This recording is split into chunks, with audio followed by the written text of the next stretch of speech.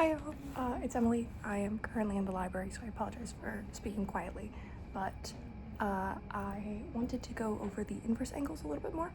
We had talked about them yesterday, but I feel like we could all use a little bit more of a... I just got a warning about the hot weather, which is understandable because it is quite warm in here. But I wanted to go over the inverse signs.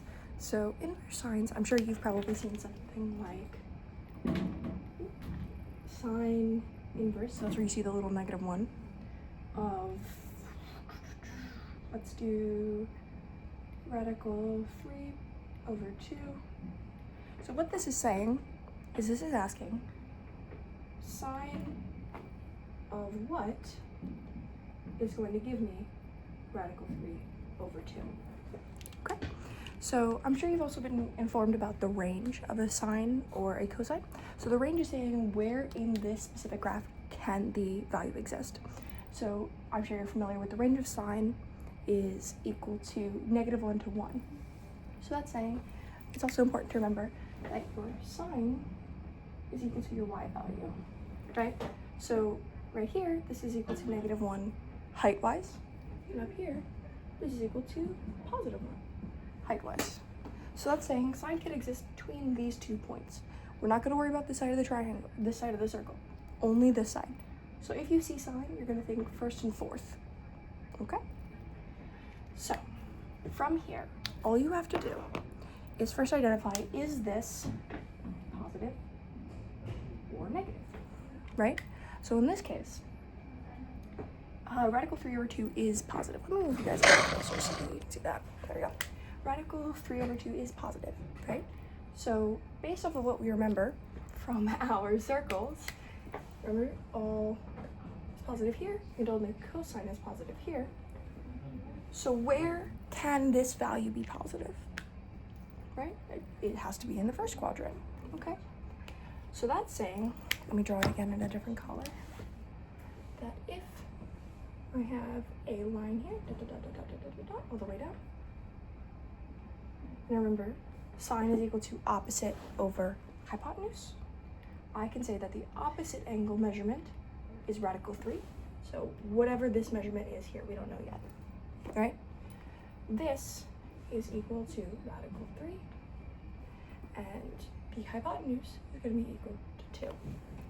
So now we just have to fill in the missing values. So radical 3 and 2, does that sound familiar? It should. It's the 30, 60, 90 triangle. So I can make this equal to 1, okay? So if we remember, what angle measurement is across from radical 3? It would be 60, right? So I can say that this measurement, instead of theta, is equal to 60. So I would say sine inverse of radical 3 over 2 is equal to 60 degrees. Does that make sense? I'm gonna flip this video so it'll probably make more sense because the way I'm writing it is probably coming up backwards to y'all. But we'll work with that later. But that's just one example. So you might also see questions like, I'm gonna try and erase this as much as I can because I kind of want to keep the circle because I worked really hard on it. That's why it looked like trash, right?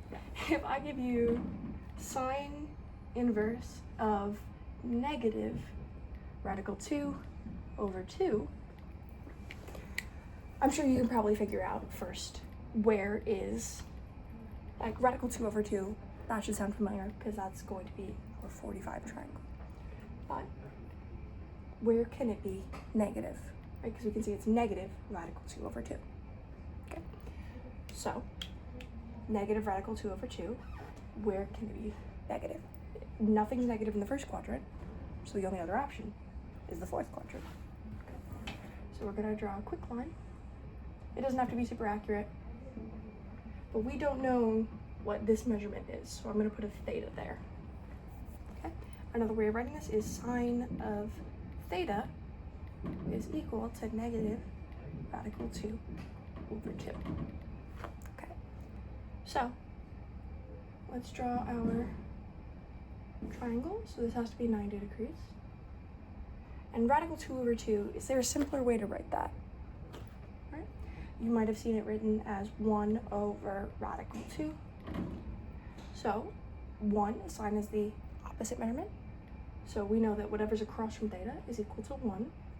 And we know whatever the hypotenuse is radical 2. So then we just fill in the details. That should be a little clearer. Hold on. Radical 2. And this should be negative. Why negative? Because it's going down. And from here, the only measurement left is this one, which would be 1. Okay. 1, 1, radical 2. Does that sound familiar? It should, because I said it earlier. This is going to be 45 degrees. So here's the thing. Because this angle measurement, let me do this in different colors so you can see, is going this way, which is counterclockwise, it would technically be considered negative 45 degrees. So that is an acceptable answer for this question. However, sometimes you will see the equation written like this. So if it went all the way around in the other direction, you would have to do what's called a coterminal, which is saying you're going to do, so if we know that this is 360 degrees, and we know that this distance is 45, what's 360 minus 45? We'll do that right here. Can you see that? We'll do it right here. 360 minus 45. I apologize for the whiteboard, it's quite loud. So we're going to cross this out. We're going to make this a 5. Going to make this a 10. 10 minus 5 is 5. 5 minus 4 is 1. And then 3 minus 0 is just 3. So it'll be 315 degrees. I hope that made sense. So that is the basis of your sine measurements. Really, only worry about the first and fourth quadrant. You're never going to be asked to deal with this guy. Okay? Okay. Hope this was helpful.